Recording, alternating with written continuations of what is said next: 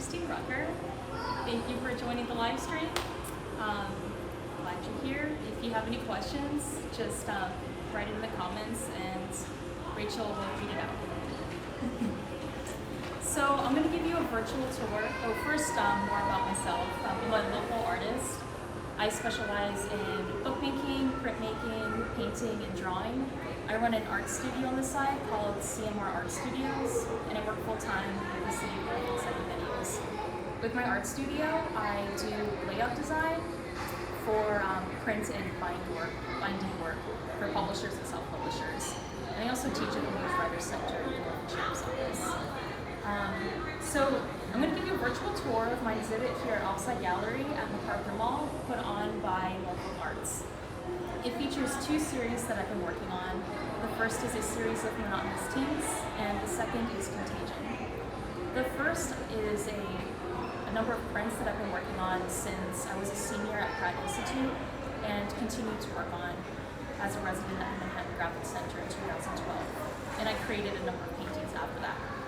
Contagion is an idea that I've been playing around with for a couple of years, and this year I started to make drawings to make stories about it. So with a series of Monotonous Tings, the idea behind the title came from an experiment by psychologist Ivan Pavlov. You may have heard of his work referred to as Pavlov's dogs. So essentially he would ring a bell and then a dog would come to him to receive a treat. After some time and doing the experiment over and over again, he eventually conditioned them to when he rang the bell, they would just begin salivating, expecting a treat.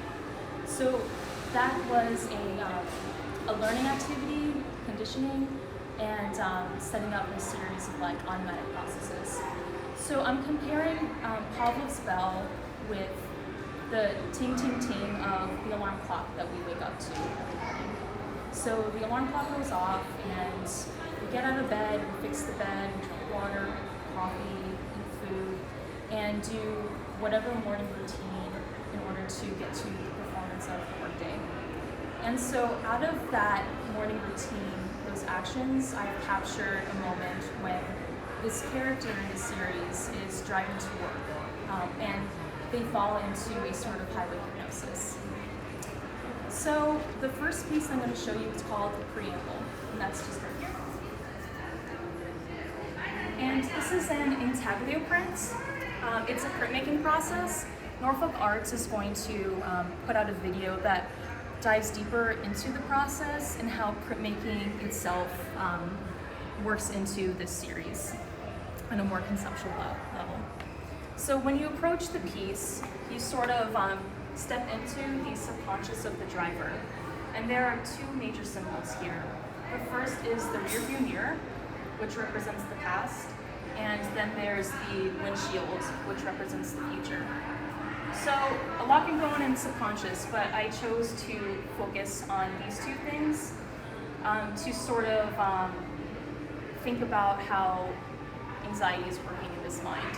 So anxiety can be, at least for this character, thoughts about the past and the future just sort of conversing and rumbling together in the minds, and never really being truly present in the moment and grounded. So this is called Preamble because it's the first and the original piece in all the paintings, and it's also the base of all the paintings. So each piece has this in it. And what I do is I create an anxiety story based off of this. So with each new painting, it's a new ting, which is a new day. And as you go through the series, you'll see how what is grounded for this person, as they succumb to the anxiety, they lose touch with this reality, and parts of the preamble are lost, and more anxiety is sort of illustrated in the subconscious. So that's the preamble, and I'm going to show you two pieces in this series. So we'll go over here. So I'll just let them squeeze through.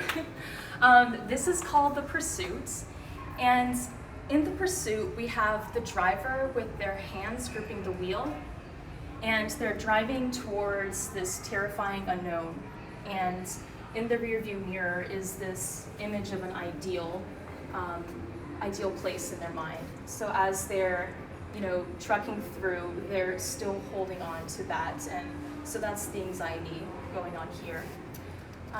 The way I sculpted the hands is with paper putty, so it's pretty much just paper pulp with a binder. Really fun to work with, and I love paper. So with the windshields, I took India ink and I painted it on so it looks a little wormy, like reflecting the brain, the texture of the brain, and so it has a little bit of movement. And when you layer India ink, it also has a shine to it. So I also used graphite to depict the road here, which has sort of like a video game sort of aesthetic to it. And what I like to do with the materials that I work with is I like it to interact with light. So when you walk to and fro around the piece, it sort of changes with the lights.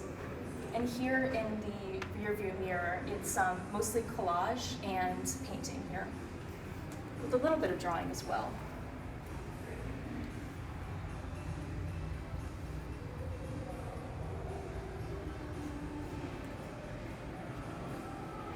So next, we're going to look at a car accident.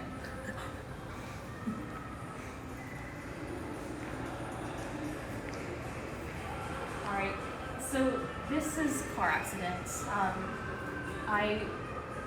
In this piece, the driver, the character, is paranoid about getting into a car accident. And you'll see that parts of the preamble are very much lost here, and this piece is the second to the last piece in the series. So I try not to put the driver in the piece so often, but I felt it was appropriate for the driver to be here and upside down to really accentuate this feeling of isolation in the piece. So there's this fantasy about drowning in the car, and their hands are on the windshield, looking out into the scene in the background. And so the feelings I'm trying to evoke here is a sense of helplessness, isolation, and longing as well. So here in the background is a scene of people ignoring or not seeing this car accident and coming to support or maybe the rescue of this person right here. There's a lot of religious undertones here. The person in the middle, I sort of modeled after the Virgin Mary. And I have her hands so that they're sort of like this, to represent that she's creating her own self-soothing, even though other people are helping her. And I hope that will sort of contrast with her self-soothing with the character's inability to self-soothe themselves as they're living out this anxiety in their life.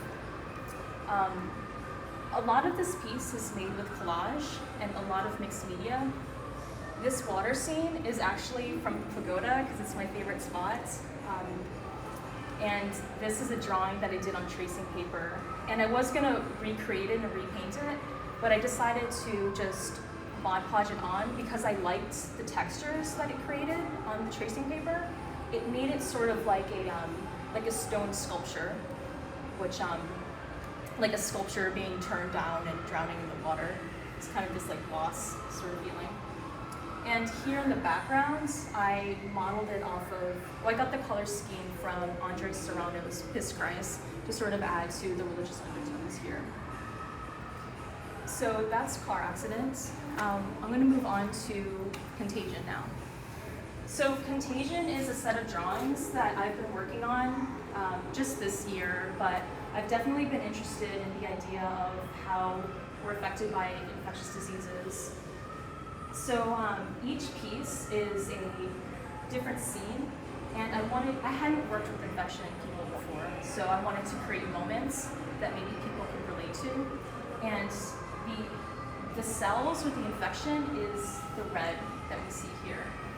So the red of the cells is an aura around the person that's infected or the part that's infected, and it interacts with people differently.